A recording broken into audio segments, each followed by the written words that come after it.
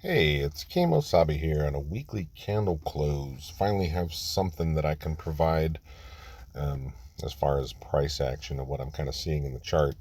So starting out here on the monthly, very nice monthly candle that we got last week. Very strong bullish candle. This coming down this month into the beginning of November, totally normal. It's just considered a backfill here on the monthly, but a level that I'd be interested in is the top of that wick at 66,666 most likely, and the bottom here at 63.3. Look what this monthly candle did when it went up. It was very bullish. The next candle back tested the monthly open before pushing up higher. So maybe this candle might come all the way back down to the monthly open, and we could have targets for that based upon wave structures that I'm kind of seeing setting up. So remember that number 63.3 and 66.6 are kind of my areas on the monthly. Jumping over to the weekly candle did close pretty nasty, an inverse hammer. That kind of tells you that you probably have more price action coming down. Does it come down immediately? Maybe, but it certainly doesn't have to. I'm kind of looking at this, the way this one closed here, would have gotten a back test and then continuation. So perhaps we get something like that inside of this wick. We fill that wick first. So the wick, I would take a measurement, the fib retracement, and just measure the entire wick. Same concept as the buy setups that we had. So we're looking for a sell setup here on this wick. And you want the 50% mark, where we can mark that off. The 50% is 71,174. That would be the center of that wick. And that's where I would look for a potential rejection on the weekly. So what's coming up this week? It is the U.S. elections. Might have some volatility coming in this weekly candle. We'll see up and down. As always, we were just coming back into last week's wick. So maybe we're going to push up into there for a nice sell setup somewhere halfway up that thing. Let's look into the daily. Now, previously on the daily, I was matching this leg over here with this leg to get a push up beyond all-time high. Still hasn't made it there, but that would make this pattern complete up there. So far we didn't get a push to all-time high, so now I'm kind of faced with changing the pattern. The way this is coming down very much looks like this price action here. So now we'll take some drawings and we'll paint a picture. So seeing this come down in this manner is reminiscent of this. They look very much the same. Let me change the color so it's a little more visible. So they kind of match like that, and in between, I guess you got an ABC. Doesn't quite measure, which lately nothing really does. So if that matches that, then what I would anticipate from here is some kind of push-up from here. Something like that, before repeating this leg down into this liquidity right here, which would be perfect. Because the potential out of this liquidity right here is to repeat this leg beyond all-time highs.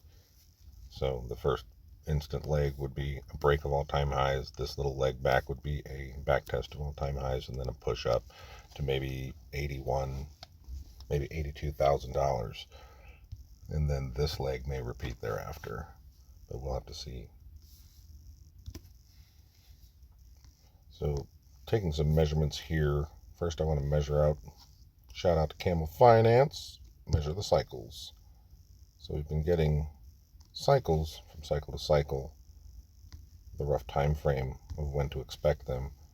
This one seemed to be a little late compared to those two. Now we're looking for the 9th of November, which it may come a little late, maybe the 10th. I kind of think the 10th would make sense. So if this leg matches this leg, and we're kind of repeating this pattern here, how long did that take? So we'll measure how many days it took there. From there to there, we've got 13 bars, which is 13 days on the daily chart. And then we'll measure the anticipated repeat of that, taking roughly 13 bars. If that pattern does repeat there, brings us to 11th of November, maybe finding a bottom. So maybe the 9th, 10th, and 11th, you kind of have some bottoming action, similar to the way this top happened. You'd have a bottom happening somewhere around here inside of this liquidity, which would look good for a buy setup. And as soon as you get a reaction, you can start to enter long and then put your stop loss at the low. Let's look into the 4-hour chart and see if we have confluence there for a potential buy setup at 64 to 63,000. I think 63.3 was the monthly open candle from last month, which would put us right there, right around this fair value gap, filling that in. Kind of makes sense. Yeah, that would entirely fill that. So looks good to me. Let's check the 4-hour. So on the 4-hour, I'm just looking at this leg. It's repeating up here. So then what I would anticipate is the algorithm to repeat this. From here, get up into here, into this liquidity, and then either reject from there or pause and go sideways. Just like this pause went sideways, pop up for some kind of ABC. Likely we take out that 1-hour wick that we got on non-farms payroll. That was just a day trade up and down. But from there, after taking all that liquidity, these are the strong sellers up here. We might repeat this, where you just have failure to push up, and then price breaks down. And then a little up and then down, up and then down, and then some kind of accumulation around this area to match this. That's kind of what I'm seeing here on the 4-hour. Looks pretty good to me. Now we're going to take some measurements for the trade setup. We'll just measure that from high to low, project from all-time highs.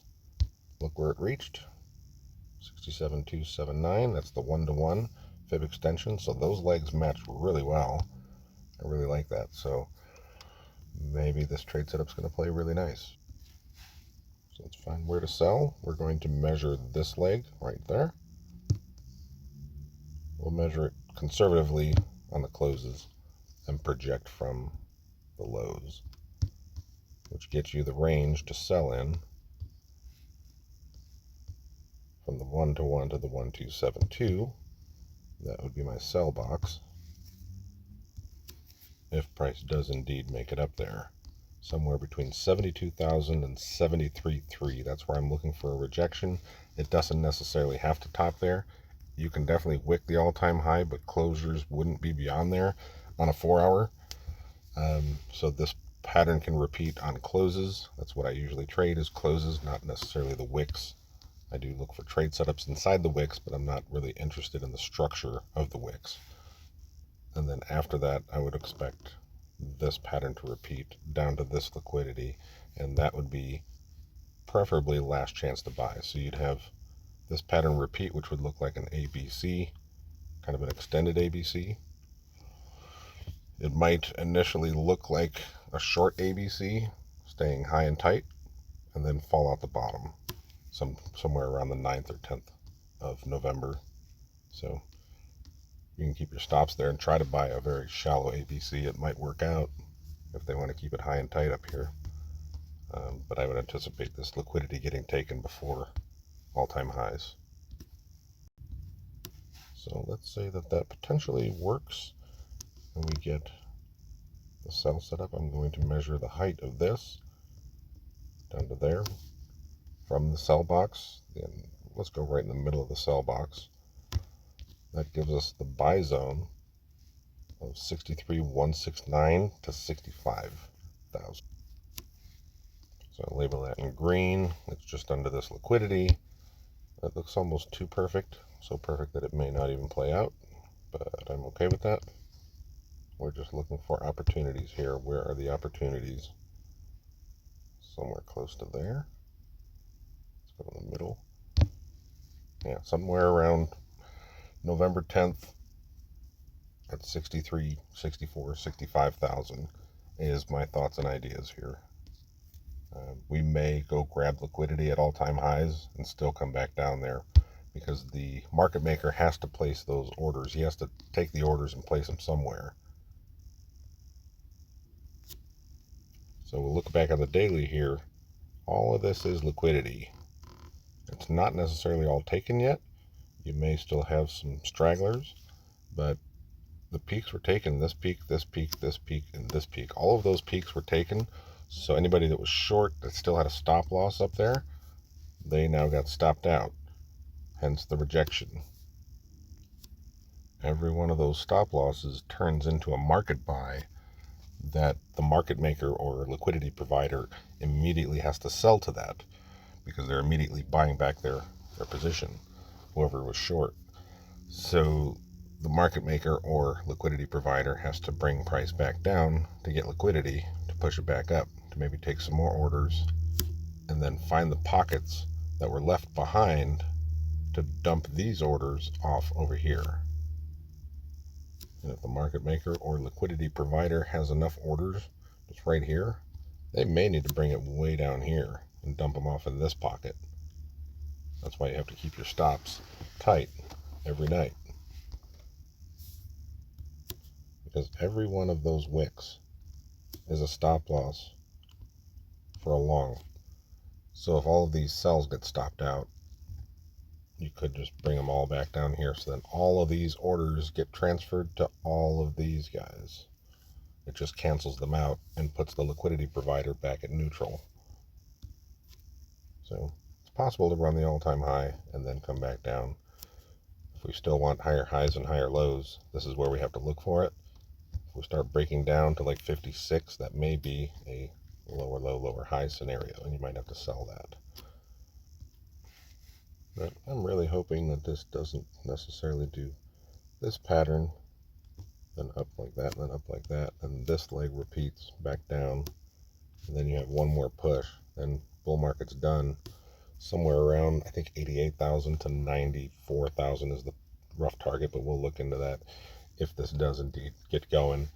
We'll keep tracking the waves week by week, day by day if I see any setups. If I don't see any setups, there's really no use for me to make a video. But hopefully today the information given was helpful to see the setups and potential ways they could play out so you're not caught off guard. So looking for a push up halfway up there, maybe to the 618, 786. Flush down for liquidity somewhere around November 10th for the cycle low. And hopefully we get a push up to all-time high after. Isn't the 10th when Microsoft or Apple is supposed to vote on whether or not they're going to put Bitcoin on their balance sheet? So maybe that's a catalyst on the 10th. You might just have everybody forget about it, and then all of a sudden out of there, just God candle up out of this area on the 10th. Because, oh yay, they're buying it. It's like, well, they either already bought or they're going to buy sometime months from now. They don't necessarily have to buy right away, but it will be bullish news that will probably take you above all-time high if that does indeed happen. So something to watch out for on the 10th or 11th. Also, elections coming up in a few days, so maybe that's what gives you the pushback, is Bitcoin doesn't like who the president is, and pulls down into there. Personally, I don't think Bitcoin really cares who president is. It's just an opportunity to take those orders and plug them into this liquidity. So the liquidity providers will use any news necessary to push price wherever they want. So that's looking at my buy setup is right there. Stop loss on a knife catch would have to be way down here, but I would look for a reaction out of there, similar to this going up. So hope that was helpful, guys. Like and subscribe, comment, ask questions. Till then, have a good night and keep your stops tight.